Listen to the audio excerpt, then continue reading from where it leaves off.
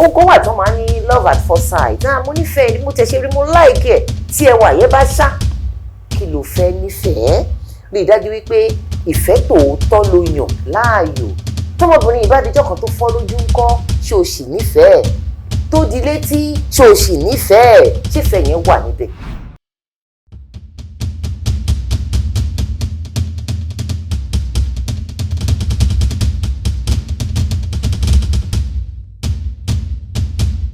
fún àǹfààní ẹ̀yin tẹ́ ń wò mí nílé Fẹ́yìkẹ́mi Ayọ̀yálékè lórúkọ tí mò ń jẹ́ Èjìwùmí ẹlẹ́yinjú ẹgẹ́ ọmọ káfọwọ́wà káfàjẹwà káfẹ́ gèdègèdè ọwọ́ wa kọ̀ ní ìṣẹ́rí mẹ́rin ọwọ́ ìlọ́kọ̀ owó ẹ̀yìn kọ́ àṣọ ìdìgbà ẹlẹ́kẹ̀ fún àǹfààní ẹ̀yin tí ẹ̀ ń rí mi ní ìgbà àkọ́kọ́ Fẹ́yìkẹ́mi lórúkọ mi Ayọ̀yálékè mo jẹ́ sọ̀rọ̀sọ̀rọ̀ mo jẹ́ pèdèpèdè lórí ẹ̀rọ amóhùnmáwòrán mo dẹ̀ jẹ́ olùkọ́ àwọn ọmọdé àti olùkọ́ àgbàlagbà mo sì tún wá jẹ́ ọdítọ̀. ọmọ ìpínlẹ̀ Ògùn ni mí mo jẹ́ ọmọ bíbí Yewa North Ayétòrò Ẹ̀gbádò òun ni mí àwọn òbí mi méjèèjì wọ́n jẹ́ ọmọ Ayétòrò Ẹ̀gbádò mo dẹ̀ ní àǹfààní láti kàwé nílùú Èkó la bí mi sí Èkó ni àforí mi sọlẹ̀ sí ṣùgbọ́n ọmọ Ẹ̀gbádò òun ni mí mo ní àǹfààní láti lọ sí àwọn iléèwé àkọ́bẹ̀rẹ̀ ní outside Nigeria lẹ́yìn yẹn la tún wá padà wá sórílẹ̀-èdè Nigeria mo wá tẹ̀síwájú mo wá lọ sí State High School Oko Ọba mo lọ sí Oko Ọba alákọ̀ọ́bẹ̀rẹ̀ mo dẹ̀ tún lọ sí State High School Oko Ọba ti ìwé gíga ti ìpele ìkíní títí dé ìkẹfà ibẹ̀ ni mo ti ṣe tán. Mo dẹ̀ sọ ìrántí pé nígbà tí mo wà ní ilé ẹ̀kọ́ gíga ọ̀pọ̀lọpọ̀ àwọn èèyàn tó ń wò mí lélẹ̀ tó jẹ́ ojúgbà mi wọ́n á sọ ìrántí wípé láti iléèwé gíga yẹn ni mo ti jẹ́ sọ̀rọ̀sọ̀rọ̀ ni mo ti máa ń ṣe ohun tí à ń pè ní ìròyìn kàyéfì ní orí assembly ground nígbà yẹn lọ́hùn èmi àti Fatai Bantale tó jẹ́ popular person tí gbogbo wa mọ̀ lónìí èmi àti ẹ̀ náà lájọ máa ń ṣe nígbà yẹn láti kékeré òun á ṣe ewì èmi á ka ìròyìn kàyéfì ọjọ́ náà pẹ́ ó ti lọ bí 30 ọdún báyìí ìtàn yìí tí mò ń sọ yìí láti ìgbà yẹn ni mo ti nífẹ̀ẹ́ sí láti jẹ́ sọ̀rọ̀sọ̀rọ̀ lórí ẹ̀rọ amóhùnmáwòrán ṣùgbọ́n àwọn òbí mi ò gbà o bàbá mi sọ wípé àwọn fẹ́ kí n jẹ́ ọ́dítọ̀ bíi àwọn ìyá mi ní wípé lọ́ọ̀yà ló wù mí kí n jẹ́ ṣùgbọ́n èmi sọ̀rọ̀sọ̀rọ̀ ló wù mí kí n jẹ́ ṣùgbọ́n mo tẹ́ àwọn méjèèjì lọ́rùn dáadáa mo sì wá padà sí sọ̀rọ̀sọ̀rọ̀ tó wù mí gan-an lọ́kàn.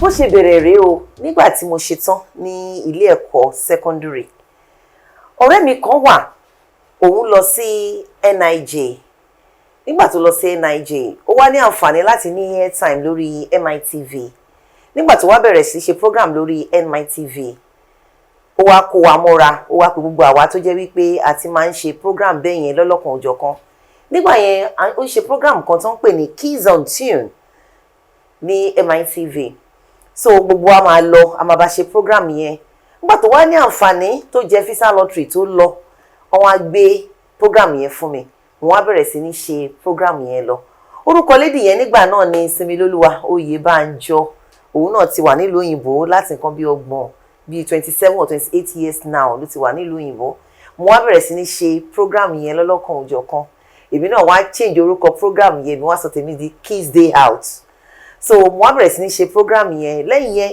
mo wá ní àǹfààní láti lọ sí NIJ ìgbà yẹn NUJ ni wọ́n ń pè é àwa ní àǹfààní láti lọ sí NIJ nígbà tá a lọ èmi náà ṣe program kan níbẹ̀ nígbà tí mo ṣe program níbẹ̀ mo wá padà mo wá bẹ̀rẹ̀ sí ní ṣe program lórí ẹ̀rọ amóhùnmáwòrán mo ṣe program ní orí MITV mo ṣe program lórí Galaxy mo ṣe program lórí Orísun television lórí Star FM àti bẹ́ẹ̀ bẹ́ẹ̀ lọ ló wá di wípé láti nǹkan bí 28 years ni mo ti jẹ́ sọ̀rọ̀sọ̀rọ̀ lórí ẹ̀rọ amóhùnmáwòrán àti lórí rédíò gan pàápàá orúkọ tẹ́gbọ̀n èèyàn mọ̀ mí sí òun náà ni Arẹwà ẹ ti lè máa ti gbọ́ Arẹwà náà lẹ́ ń wò lọ́wọ́lọ́wọ́ báyìí.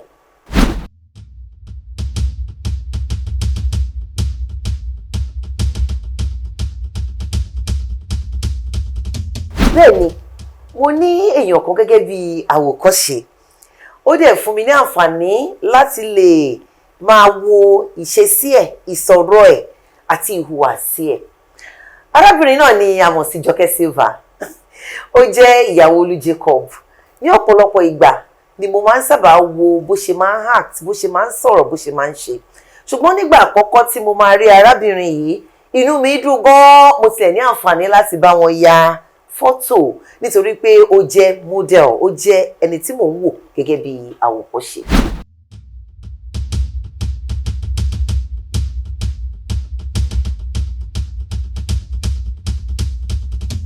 Ọ̀làjú ti wà báyìí o. Nígbà tí a wà lórí ẹ̀rọ amóhùnmáwòrán ní àwọn ọjọ́ tó ti pẹ́ sẹ́yìn, ṣe mọ̀ wípé kò tíì sí Facebook, kò tíì sí Instagram, kò tíì sí YouTube. Láyé ìgbà yẹn gan kò sí ohun tí à ń pè ní ẹ̀rọ alágbèéká. Orí tẹlifíṣàn náà lẹ ti máa rí wa. Ọ̀pọ̀lọpọ̀ àwọn ènìyàn ló mọ̀ wá dáadáa nígbà yẹn torí wípé kò sí wípé fóònù ó ti wá dàbí rival fún wa. Nígbà yẹn lọ́hùn gbogbo èèyàn ló máa rí wa, ló máa yọ̀mọ́ wa, ló máa dá wa mọ̀ nítorí wípé kò tíì sí fóònù. Ṣùgbọ́n ní ayé ìgbà tá a wà yìí, ọ̀làjú ti dé, fóònù ti wà. Kódà ọ̀pọ̀lọpọ̀ ò ní àyè àǹfààní láti lọ sórí ẹ̀rọ amóhùnmáwòrán mọ́ bíi ti tẹ́lẹ̀, wọ́n ti ń wò lórí fóònù. Ohun tí mo wá fẹ́ sọ nìyí, gbogbo wa náà kọ́ la ní àyè àǹfààní láti wà lórí YouTube, láti wà lórí Facebook ní sáà kan. Ó tún wá fún wa ní àǹfààní láti mọ̀ wípé ọ̀làjú tó dé yìí o, íńtánẹ́ẹ̀tì tó ti yàtọ̀, gbogbo nǹkan ti yàtọ̀. Ní ayé ìgbà yẹn náà, a kò máa ń ṣe é ni, kò sí owó nídìí ẹ̀. Àwọn èèyàn ló mọ̀ wá. Ṣùgbọ́n wọ́n máa ń rí wa pé ẹni tí mo bá sọ̀rọ̀ tán nísìnyí, ẹni tó bá tí mo pè lórí tẹlifíṣàn nísìnyí rèé. Mo tiẹ̀ ní ìrírí kan tó ṣẹlẹ̀ ní ayé ìgbà kan. Nígbà tí mo parí program tán, tí mo wá wọnú ọjà tí à ń pè ní abattoir, tí gbogbo èèyàn ń sọ pé abattoir ṣùgbọ́n correct ẹ̀ ní abattoir. Nígbà tí mo wọnú ọjà yẹn tí mò ń ra ẹran, arábìnrin kan bá wá bá mi, ló bá sọ wípé ẹ jọ̀ọ́, ẹ má bínú o, ẹ ṣẹ̀ṣẹ̀ ṣe program tán sí torí mo rí pé aṣọ yìí ni. Mo ní bẹ́ẹ̀ ni. Ṣé ẹ̀yin náà máa ń ná irú ọjà báyìí ni? Ṣé máa ń wá sí irú ọjà báyìí ni láti wá ra irú àwọn ẹran báyìí? Àwa rò pé àwọn special places ló yẹ kẹ́ ẹ máa lọ láti máa ṣe shopping. Mo ní rárá o, irú ọjà tá à ń ná, tẹ́yìn náà ná, òun náà làwa náà ná. Torí pé wọ́n máa ń fojú wò wá gẹ́gẹ́ bí ẹni wípé bá ṣe jẹ́ sọ̀rọ̀sọ̀rọ̀ lórí ẹ̀rọ amóhùnmáwòrán yẹn, ojú tó máa fi ń wò wá ni pé a gbọ́dọ̀ fẹsẹ̀ rìn, wọn gbọ́dọ̀ bá wa pàdé nínú ọjà, wọn gbọ́dọ̀ bá wa pàdé nínú móòlù ẹ̀, wọn gbọ́dọ̀ bá wa pàdé nínú àwọn public places nítorí wípé ojú tó fi máa ń wò wá. Ṣùgbọ́n nísìnyí ọ̀làjú ti dé. A dẹ̀ ti wá rí ọ̀pọ̀lọpọ̀ ìyàtọ̀ tó ti wà láyé ìgbà yẹn àti láyé ìsìn. Ayélujára ti wà. Bẹ́ẹ̀ ti ṣe ń wò wá lórí tẹlifíṣàn, ẹ ní àǹfààní láti wà lórí Facebook, ẹ ní àǹfààní láti wò wá lórí YouTube. Ìyàtọ̀ tó wà ń bẹ nìyẹn.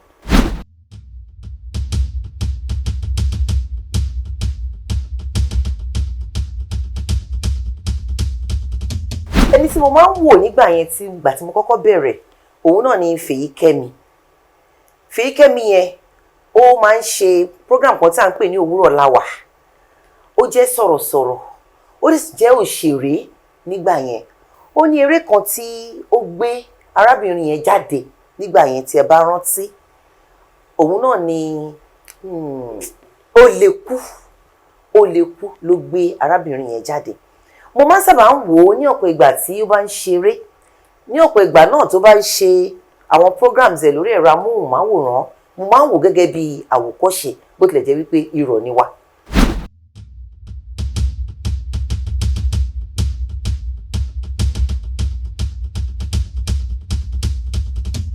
Sọ̀rọ̀sọ̀rọ̀, ó yàtọ̀ sí akọ̀ròyìn. Àwọn iṣẹ́ wọ̀nyẹn ní ẹ̀ka kọ̀ọ̀kan tó yàtọ̀ síra wọn. Ta lẹ́ǹtì oníkálukú sì yàtọ̀. Lọ́wọ́lọ́wọ́ báyìí ní ayé ìgbà yẹn, ẹlòmíràn wà, ó lè kọ ìròyìn kó má lè ka ìròyìn. Ẹlòmíràn wà, ó lè ka ìròyìn kó má lè kọ ìròyìn kó dán mọ́rán. Ẹlòmíràn wà, ó lè jẹ́ sọ̀rọ̀sọ̀rọ̀ kó má lè jẹ́ pèdèpèdè. Ṣùgbọ́n nígbà míì, ẹni tó bá jẹ́ sọ̀rọ̀sọ̀rọ̀ tó jẹ́ pèdèpèdè, ẹ̀yin gan máa mọ̀ ọ́n tó bá wà lórí ẹ̀rọ amóhùnmáwòrán. Ìyàtọ̀ wà ńbẹ̀. Ẹ̀kọ́ sọ̀rọ̀sọ̀rọ̀ òun lèmi ṣe. Lọ́wọ́lọ́wọ́ báyìí ní ayé ìgbà yẹn, ẹ̀kọ́ sọ̀rọ̀sọ̀rọ̀ ni mo kọ́. Lọ́wọ́lọ́wọ́ báyìí ni mo kọ́ ẹ̀kọ́ akọ̀ròyìn. Mo wá mú méjèèjì, mo wá so papọ̀. Sọ̀rọ̀sọ̀rọ̀, akọ̀ròyìn, méjèèjì wá wà lójú kan báyìí.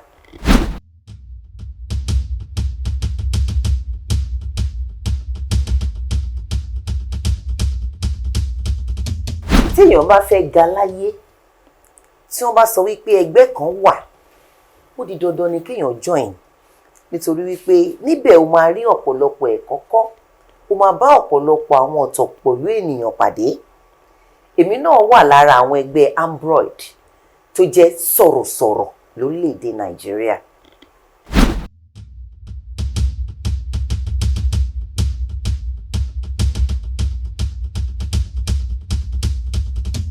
So gbogbo èyí olólùfẹ́ mi tó ń wò mí nílé, kò síṣẹ́ náà tí kò ní àdojúkọ tiẹ̀. Bí a ṣe jẹ́ sọ̀rọ̀sọ̀rọ̀, ìdojúkọ pọ̀ ò pàápàá fún mi. Mo rántí wípé nígbà tí mo ṣì wà ní ọ̀dọ́, ṣé mọ̀ wípé tẹ́ bá wà lórí ẹ̀rọ amóhùnmáwòrán, àwọn ìdojúkọ tó máa ń sábà wà ní wípé tó bá fẹ́ rí pé o fẹ́ mú nǹkan kan relé, ìwọ náà gbọ́dọ̀ ní commission, o gbọ́dọ̀ mú owó lẹ̀, wàá jáde as a marketer láti lọ bá àwọn ènìyàn láti wá sórí program ẹ, láti lọ mú advert wọlé. Ó máa ń jẹ́ àwọn ìdojúkọ tí a máa ń bá pàdé, nítorí pé ní ọ̀pọ̀ ìgbà ẹlòmíràn á sọ fún ẹ wípé kó tó di wípé mo fẹ́ gbé advert wá, mo nífẹ̀ẹ́, ṣá lè fẹ́ra. Gbogbo àwọn ìdojúkọ tí a máa ń bá pàdé nìyẹn. Ṣùgbọ́n mo fi ń dá yín lójú pẹ̀lú gbogbo èyí tẹ́ ń wò mí létí ẹ̀dẹ̀ mọ̀ mí dáadáa wípé ní gbogbo ọdún títí di àsìkò tí mo wà yìí, kò sí ọkùnrin tó ṣí mi láṣọ wò àyàfi ọkùnrin tí ó fẹ́ mi sílé tó sì jábàálẹ̀ mi. Torí wípé mo jẹ́ kó jẹ́ personal brand fún mi, ni wípé tí o bá fẹ́ gbé advert fún mi, gbé fún mi.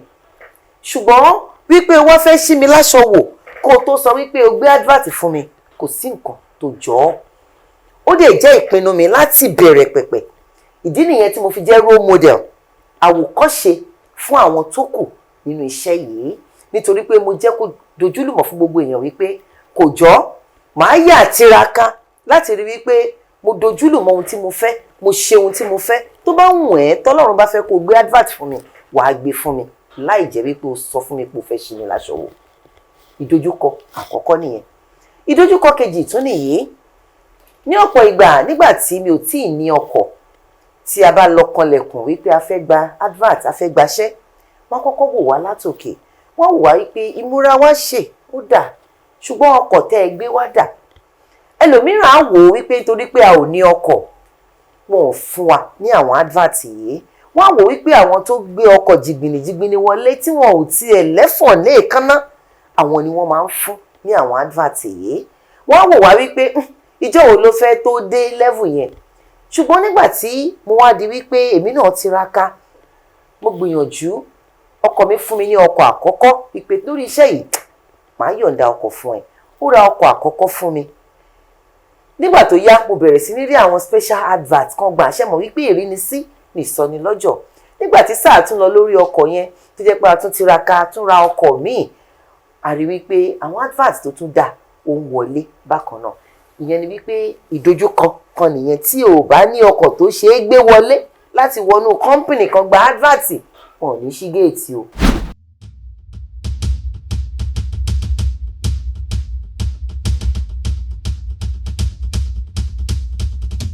Ní mo sọ wípé kò sí iṣẹ́ kankan tí kò ní ìdojúkọ tiẹ̀.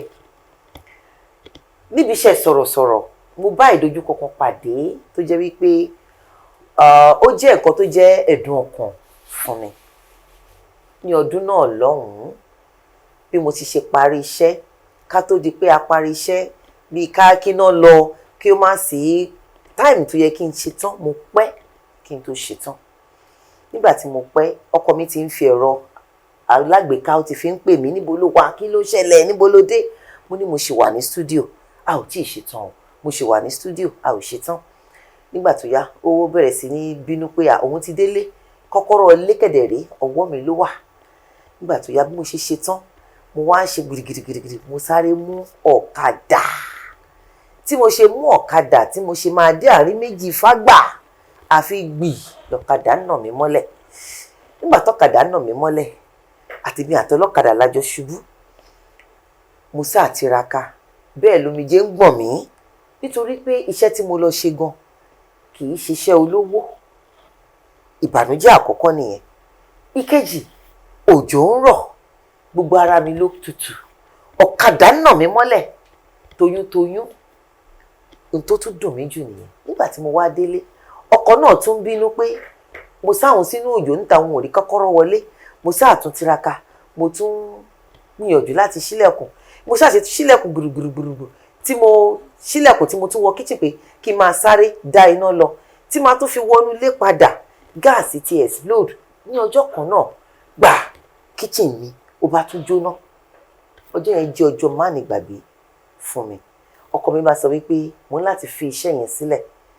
Ó jẹ́ nǹkan ìbànújẹ́ fún mi tó jẹ́ wípé fún odidi ọdún kan mi ò lọ sí ẹnu iṣẹ́ láti lọ ṣiṣẹ́. Ṣùgbọ́n ọ̀pọ̀lọpọ̀ iléeṣẹ́ ló bẹ̀rẹ̀ sí ní pè mí pé ó ti pẹ́ táwọn ti rí mi, ó ti pẹ́ táwọn ti rí mi, kí ló ṣẹlẹ̀, kí n padà, kí n máa bọ̀. Mo wá narrate tó ṣẹlẹ̀ fún wọn. Wọ́n ní ó dà ẹ máa mú tẹ bá ti mú èèyàn wá iye percentage báyìí lè máa gbà. Àwọn ìdojúkọ tó tún sì wà lẹ́nu iṣẹ́ ìdí ọ̀la òun náà nìyẹn. Nígbà tẹ bá parí tẹ ṣe gbogbo wàhálà tẹ mú èèyàn wọlé 30% ni ó jẹ́ ti yín 70 ni ó jẹ́ ti ibi iṣẹ́. Ṣá lè blame wọn ni? A lè blame wọn. Ṣùgbọ́n 30% ọ̀hún èlò náà ni. Ojú wa làwọn èèyàn mọ̀. Ọ̀pọ̀lọpọ̀ wa ni wọ́n mọ̀. Ṣùgbọ́n ojú tó máa fi ń wò wá ó ju ohun tí a jẹ lọ. Ìṣẹ̀lẹ̀ ìdùnnú tí mi ò lè gbàgbé òun náà ní ọjọ́ kan tí mo ní ayẹyẹ kan ní ìlú Ifẹ̀. Bí a ti ṣe débẹ̀ èmi àtọkọ mi àtàwọn ọmọ púpọ̀ a lọ fún ìnáwó kan ni. A wá fẹ́ gba accommodation, a fẹ́ gba hotel. Wọ́n ṣe bẹ̀rẹ̀ sí ní lọ bá àwọn tó lọ negotiate. Ibẹ̀ lẹ́ni tó ní hòtẹ́ẹ̀lì yẹn bó ṣe jáde síta bó ṣe wò mí ní Arẹwà kí lẹ wá ṣe níbí? A máa ń gbádùn ètò yín gan o, a like yín gan o, ọ̀pọ̀lọpọ̀ ẹ̀kọ́ lẹ ti kọ́ wa. Kódà ó ní program kan tẹ́ ẹ ṣe nípa ìdílé. Láti ọjọ́ yẹn ni mi ò ti bá ìyàwó mi jà ni mi ò ti na ìyàwó mi mọ́. Èló gan lẹ fẹ́ san ní gbogbo hòtẹ́ẹ̀lì tẹ́ fẹ́ gbà? Mo ní àpọ̀. Ó ní gbogbo bó hall yẹn ṣe pọ̀ tó gbogbo èèyàn ṣe kò gba 1 naira lọ́wọ́ wa. Ó jẹ́ ọjọ́ má ní gbàgbé fún mi pé ṣé mo tiẹ̀ lè jèrè nídìí iṣẹ́ yìí. Ọjọ́ má ní gbàgbé ló jẹ́ fún mi.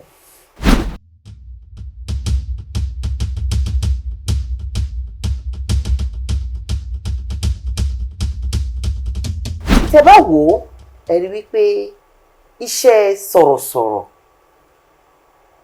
ó tún súnmọ́ akọ̀ròyìn ní ọ̀pọ̀ ìgbà. Ṣùgbọ́n they are two different talents. Talent yẹn ọ̀tọ̀ọ̀tọ̀ ni. Ṣùgbọ́n ẹni tí Ọlọ́run bá fún ní oore ọ̀fẹ́ láti lè kọ, láti lè kà, láti lè sọ ẹ̀bùn ńlá ni o. Mo jẹ́ òǹkọ̀wé, òǹkọ̀tàn. Mo sì ti ń kọ ọ̀pọ̀lọpọ̀ ìwé tó lọ bí 144 tó jẹ́ wípé àwọn ènìyàn ń lò, àwọn ọmọ kéékèèké náà ń lò ní àwọn ẹ̀ka iléèwé wọn lọ́lọ́kan òjọ̀kan. Èyí tí àwọn ìjọba sì tún fọwọ́ sí gan tí wọ́n ń lò káàkiri ní àwọn ilé ìwé. Ṣùgbọ́n gẹ́gẹ́ bí sọ̀rọ̀sọ̀rọ̀ a máa ní àǹfààní láti bá ọ̀pọ̀lọpọ̀ àwọn ènìyàn pàdé tí wọ́n máa ń sọ ìrírí, tí wọ́n máa ń sọ ìdojúkọ wọn, tí wọ́n sì máa ń sọ ìṣòro tí wọ́n ń dojúkọ. Eléyìí ló wá mú mi tí mo fi wá tẹ̀síwájú nínú ẹ̀kọ́ kíkọ ìròyìn síta. Mo wá rí wípé kíkọ ìròyìn síta, sísọ ẹ̀dùn ọkàn àwọn ènìyàn náà nípa kíkọ síta ó jẹ́ nǹkan tí ó máa ṣe wá láǹfààní. Pàápàá jùlọ àwọn ọmọ wa generation tí à ń bí ní sáà tí a wà yìí. A sì lè ti gbọ́ àwọn ìròyìn lọ́lọ́kan òjọ̀kan lẹ́nu àwọn èèyàn. A lè ti fi ọ̀rọ̀ wá wọn lẹ́nu wò káàkiri. Ṣùgbọ́n nígbà tí a bá kọ sílẹ̀, ohun tí a bá kọ sílẹ̀ ó máa ń wà ní ìpamọ́ títí ọjọ́ ayérayé ni. Mo wá rí wípé àǹfààní wà fún mi láti tún di oníròyìn kíkọ. Ìyẹn ló fà á tí a fẹ́ fi ṣe ìfilọ́lẹ̀ Pinkspire magazine.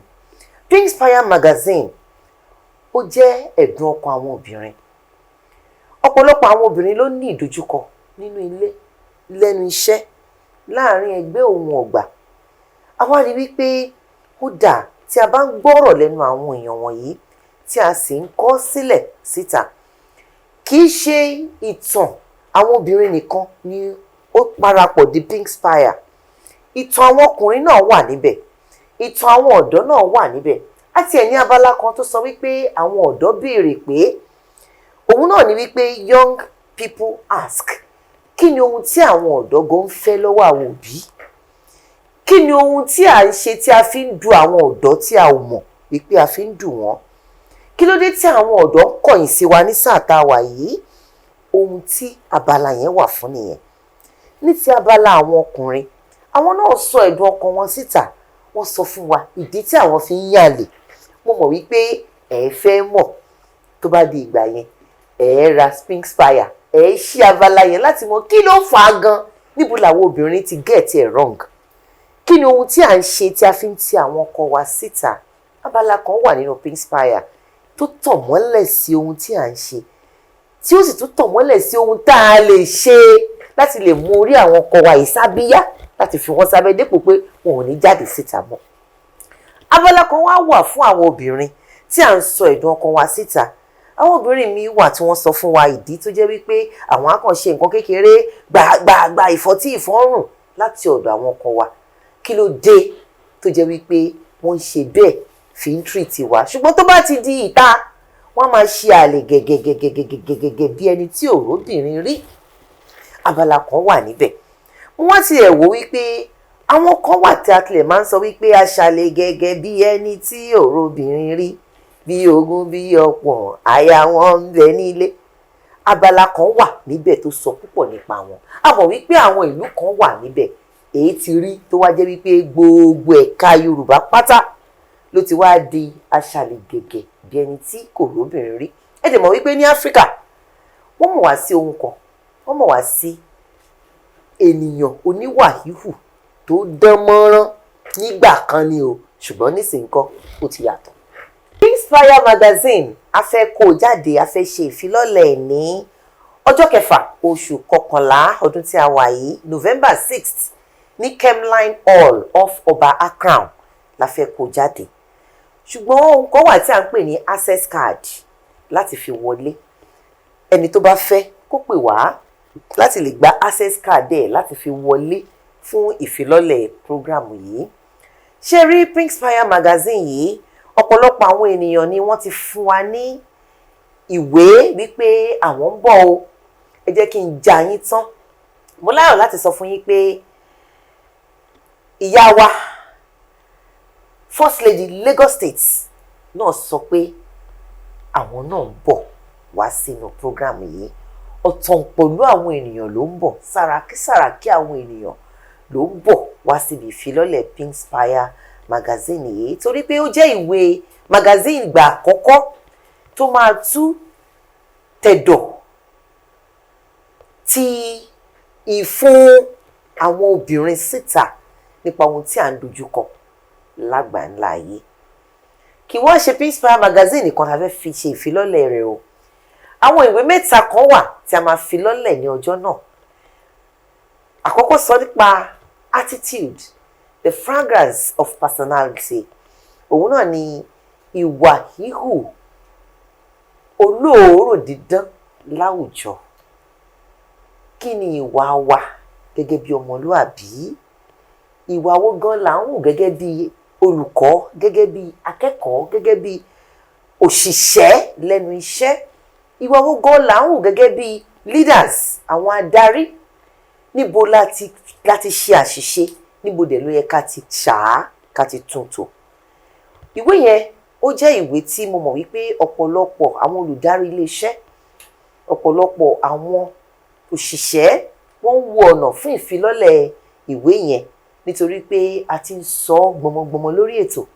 A sì ti ń jẹ́ kí wọ́n mọ̀ wípé tí a bá lè ní ìwé yẹn lọ́wọ́, tí ilé kọ̀ọ̀kan bá ní ìwé yẹn lọ́wọ́, tí àwọn ọmọ ń kà á, tí òbí ń kà á, tí ará ń kà á, tí ọ̀rẹ́ ń kà á, ìyípadà dé bá wa lórílẹ̀‐èdè Nàìjíríà. A sọ nípa relationship, bá a ṣe lè hùwà nínú ilé. A sọ nípa bí a ṣe lè hùwà lẹ́nu iṣẹ́. Ọ̀pọ̀lọpọ̀ àwọn òṣìṣẹ́ ló jẹ́ wípé eye service ni wọ́n máa ń ṣe. Tí ọ̀gá wọn ò bá ti sí lẹ́nu iṣẹ́, ohun tó wù wọ́n ni wọ́n ń ṣe. Ṣùgbọ́n tó bá ti gbọ́ pé ọ̀gá ń bọ̀ pápápá, ẹ rí wípé ìyàtọ̀ máa dé bá irú àwọn èèyàn bẹ́ẹ̀, nítorí pé ọ̀gá wọn ti dé tòsí eye service. Báwo la ṣe lè ṣe tó jẹ́ wípé a máa jẹ́ èèyàn tó wúlò láwùjọ níbi iṣẹ́ ni, tí ò ní jẹ́ wípé eye service la máa lò lẹ́nu iṣẹ́. Ìwé yẹn sọ nípa ẹ̀. Ó sì tún sọ nípa àwọn ọ̀nà tí a lè gbé gbà tá a fi lè jẹ́ oníwà híhù tó dán mọ́rán, tá a dá yàtọ̀ láwùjọ. Nígbà tí mo sọ nípa ìwé yìí fún ọ̀jọ̀gbọ́n kan, ọ̀jọ̀gbọ́n yẹn wò mí títí tí ó sọ wípé Ayọ̀yálékè, ìwọ nìkan náà la rí pé o lè kọ, ìwọ ló gba ẹnu ẹ̀ láti ṣe ìfilọ́lẹ̀ ìwé yìí, nítorí pé ní ti ìwà híhù ò dáńtọ́. Inú mi dẹ̀ dùn lọ́pọ̀lọpọ̀ wípé wọ́n lè sọ̀rọ̀ nǹkan bẹ́ẹ̀ yẹn nípa ìwé yẹn àti nípa ẹni tó kọ ọ́.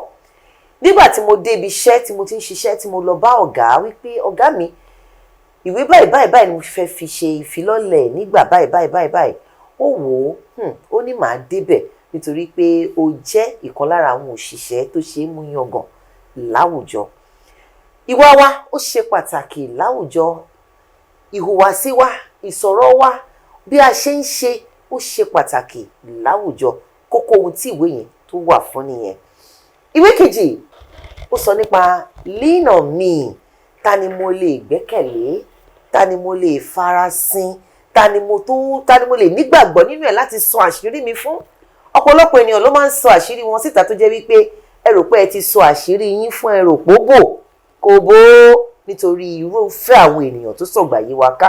Ìwé ẹ̀ náà ṣe pàtàkì fún wa láti mọ̀, láti rà. Ẹ̀kọ́ púpọ̀ ló wà nínú ẹ̀.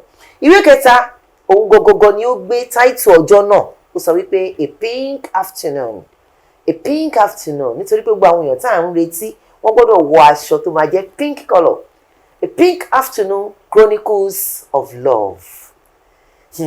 Ó sọ nípa ìfẹ́. Wọ́n ní ọ̀rọ̀ ìfẹ́ bí àdánwò ni, ìfẹ́ ló mẹ́nìyàn méjì gbénú ilé. Ǹjẹ́ ẹ rántí ẹni tó kọrin yẹn?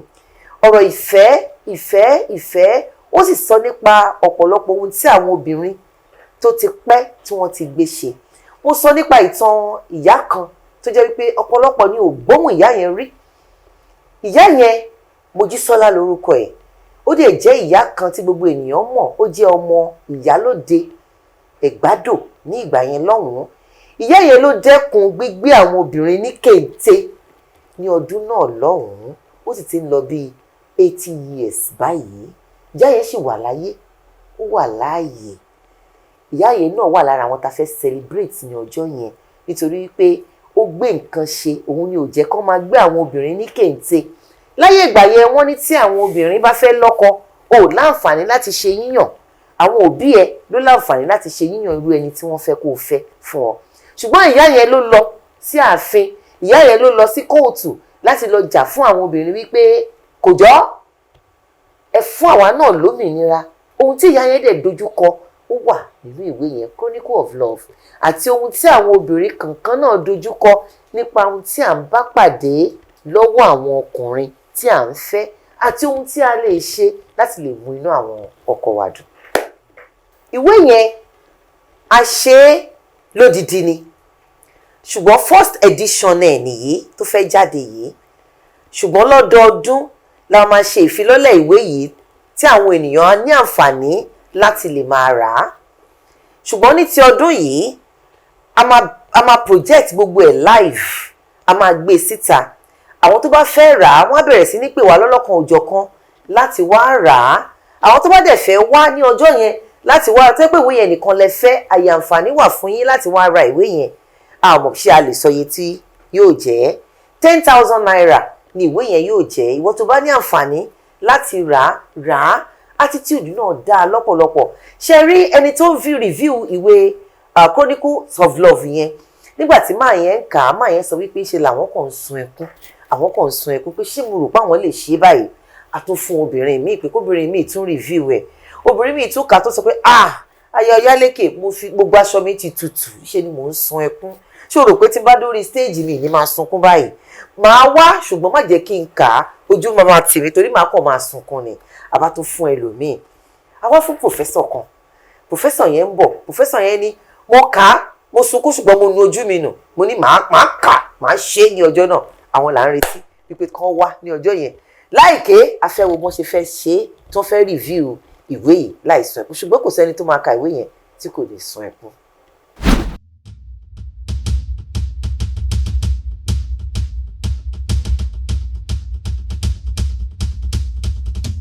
Nígbà tí àwọn òbí mi yàn fún mi wípé bàbá mi sọ wípé ó wù mí kí n jẹ́ auditor kí n jẹ́ chartered accountant, wọ́n ní táwọn fẹ́ nìyẹn. Ṣùgbọ́n nígbà tí mò ń ṣe yíyàn mi inú bàbá mi ò dùn sí mi torí wípé sọ̀rọ̀sọ̀rọ̀ tí mo yàn láàyò nígbà tó yá mo ní láti tẹ́ wọn lọ́rùn. Mo bá padà sí University of Ado Ekiti, mo lọ ṣe accounting education. Nígbà tó yá mo padà sí LASU. Nígbà tó yá mo wá ṣe professional course kan tá à ń pè ní ANAN, Association of National Accountants of Nigeria. Mo wá gba oyè jáde gẹ́gẹ́ bí ọ̀mọ̀wé tó dáńtọ́ nínú accounting. Nígbà tó yá mo wá di auditor. Mo di auditor. Nígbà tí mo di auditor mo tẹ́ wọn lọ́rùn àbí mi ò tẹ́ wọn lọ́rùn? Mo tẹ́ wọn lọ́rùn. Mo sì gba páálí, mo gbàwé ẹ̀rí mi, mo sì fi hàn wọ́n. Ṣùgbọ́n nígbà tó wá ohun èmi fúnra mi, mo ní mo fẹ́ tẹ̀síwájú, mo fẹ́ di dókítà nídìí tí mo yàn. Mo tẹ̀síwájú gẹ́gẹ́ bí counselor, mo gba dókítà. Nígbà tí mo gba dókítà yìí, mo ṣetán, mo gboyè jáde yanjú lórí ẹ̀. Company kan bá tún wá wò mí sùnsùnsùnsùn, institution ni wọ́n wá sọ wípé nítorí pé mo ti pẹ́ nídìí sọ̀rọ̀sọ̀rọ̀, mo dẹ̀ jẹ́ obìnrin àkọ́kọ́ tó kọ́kọ́ ṣe Yorùbá cartoon jáde ní Nàìjíríà, mo dẹ̀ ti gba oyè káàkiri ní àwọn different countries ni mo ti visit, ni mo ti lọ gba award. Wọ́n wá fi oyè mi dá mi lọ́lá, wọ́n tún fún mi ní doctorate degree mi lórí media communication.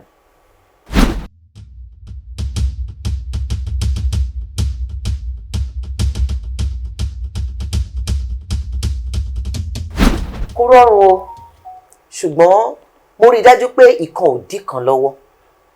Ṣé ẹ dẹ̀ mọ̀ wípé àwa tá a sì fẹ́ wọn lọ́yọ̀ọ́ yíyàn pọ̀. Bẹ́ẹ̀ rò màlá gbóná tẹ́ ẹ fi gbẹ̀gìrì sí, ó dájú pé gbọ́dọ̀ jẹ́ sọ́lìdì lálẹ́ ni. Ẹ má gbé rẹ̀ sì síwájú wọn sì ti wá ń jọbẹ̀ ẹjọ́ kejì. Yíyàn wọn pọ̀. Tẹ́ ẹ bá sí ẹ̀fọ́ lénìí, ẹ ṣe wédú lọ́la, ẹ ṣe ilá lọ́túnla, ẹ tún wá òpòrókò tó tún dáa. Mo rí dájú wípé inú ilé mi ò mẹ́hẹ̀. Àwọn mẹ́tẹ̀ẹ̀ta tí mo bí ọkùnrin ni wọ́n, gbogbo wọn wà nílé ẹ̀kọ́ gíga ti yunifásitì, wọ́n dẹ̀ ń ṣe dáradára. Ìkànnì wọn jẹ́ ambassador Smiles Company lọ́wọ́lọ́wọ́ báyìí. Ìkejì òun náà jẹ́ olórin, ó ń produce music, ṣùgbọ́n ohun tó lọ fún nìyẹn, tó lọ fún kọ́ nìyẹn nílé ìwé. Ṣùgbọ́n àkọ́kọ́ yẹn gẹ́gẹ́ bí ẹ ṣe jẹ́ ambassador, accounting náà ló ń ṣe o, ṣùgbọ́n òun náà tún wá jẹ́ olórin. He is also a music producer and he is also a singer. Breezy ni very popular person tí gbogbo èèyàn mọ̀, wọn mọ̀ pé mi gan ni ìyá Breezy, wọn sì mọ̀ pé mi náà ni ìyá Dime, ṣùgbọ́n ẹ ti gbọ́ lẹ́nìí. Ìyá Breezy ló jókòó yìí o, ìyá Dime náà ló dẹ̀ jókòó yìí. Mo dúpẹ́ lọ́wọ́ Ọlọ́run wípé Ọlọ́run fún mi ní oore ọ̀fẹ́ yẹn láti lè ṣe ojúṣe gẹ́gẹ́ bí ìyàwó ilé. Ọkọ mi sì tún wá jẹ́ pásítọ̀. Ẹ ti mọ̀ wípé iṣẹ́ wà lọ́rùn wa, kò mẹ́hẹ̀. Gẹ́gẹ́ bí ìyàwó pásítọ̀ kò mẹ́hẹ̀, gẹ́gẹ́ bí sọ̀rọ̀sọ̀rọ̀ kò mẹ́hẹ̀, gẹ́gẹ́ bí olùkọ̀tàn òǹkọ̀wé kò mẹ́hẹ̀, gẹ́gẹ́ bí sọ̀rọ̀sọ̀rọ̀ kò mẹ́hẹ̀. Ọlọ́run ṣe ohun tó fún mi lórí ọ̀fẹ́. Ní November 6, èyí tí ó kù bí ọjọ́ mélòó kan ní sáà tá a wà yìí, kò pẹ́ mọ́ o, Thursday àkọ́kọ́ nínú oṣù November la fẹ́ ṣe ìfilọ́lẹ̀ Pinkspire magazine. Ìwé kejì Attitude, The Fragrance of Personality. Ìwé kẹta Lean on Me, ta la lè gbọ́kànlé, ta la lè súnmọ́, ta la lè gbẹ́mí lé. Àti ìwé kẹrin Chronicles of Love, ta ló yẹ ká nífẹ̀ẹ́ sí gan-an, níbo gan ló yẹ kífẹ̀ẹ́ wá wà, níbo ló yẹ kó rọ̀ mọ́. Àwọn ìwé mẹ́rẹ̀ẹ̀rin ni a fẹ́ ṣe ìfilọ́lẹ̀ rẹ̀ ní Kemline Hall ní very close to Ọba Akran ní ẹ̀yìn ilé epo AP, very close. It's going to be a beautiful and wonderful day. Ṣùgbọ́n tí ẹ ò bá ní access card lọ́wọ́ nítorí pé àwọn gòdògòdò máa wà lẹ́nu ọ̀nà, ẹ pè wá tí ẹ bá fẹ́ wá. Tó bá sì jẹ́ wípé ẹ fẹ́ wò wá lórí ẹ̀rọ amóhùnmáwòrán ni, à á send link sí yín, ẹ follow ẹ̀ bí gbogbo program bá ṣe ń lọ, ẹ máa wò live bá ṣe ń ṣe é. Ẹ dẹ̀ ní àyè àǹfààní láti pè láti rà. Ṣùgbọ́n tó bá pẹ́ fẹ́ wá ra ìwé ní ọjọ́ náà ni ẹ láǹfààní láti wọlé torí pé ó ní access card kan tá máa fún yín pé ẹ fẹ́ ràwé ni ẹ rà lórí káńtà, ẹ dẹ̀ ní àǹfààní láti ya fọ́tò pẹ̀lú wa ní ọjọ́ náà.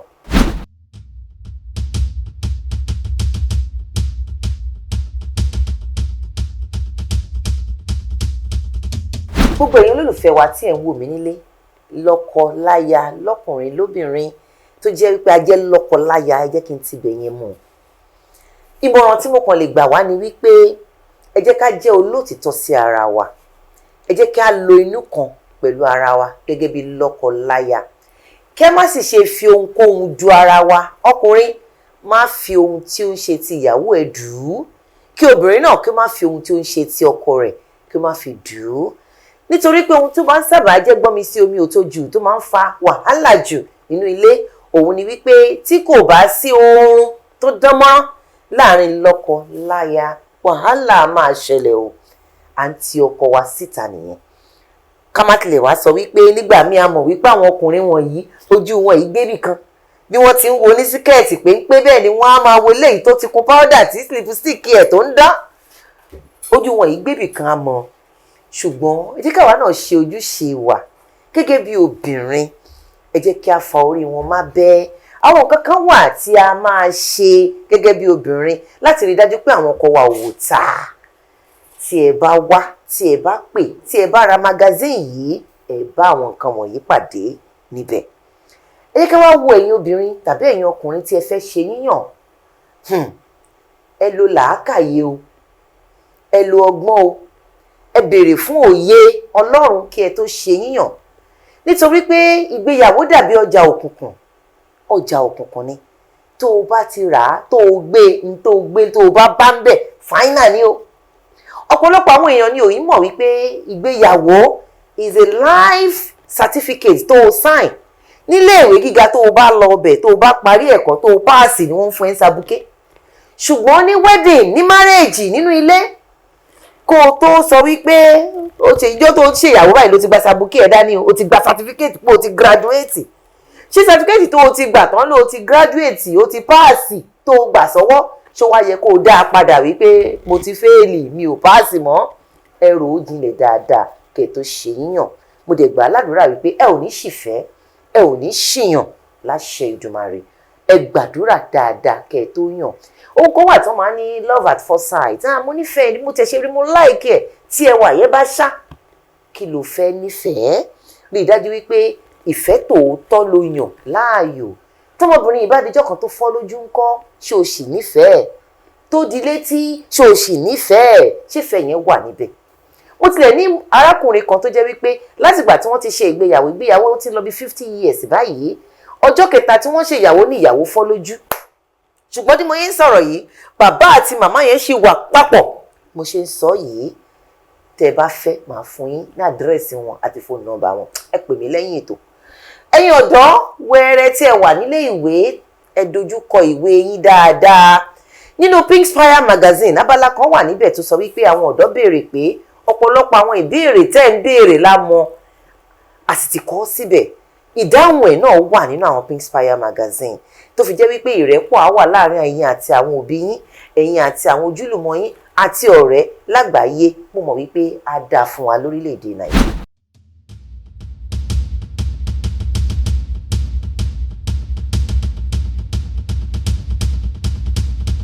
Tí ẹ bá fẹ́ pè wá bóyá fún ìmọ̀ràn ni lórí lọ́kọláya, bóyá like counseling ni nínú ilé, láwùjọ, ẹ ní àǹfààní láti pè mí sórí ẹ̀rọ ìbánisọ̀rọ̀ yìí 08020802129 08028281129.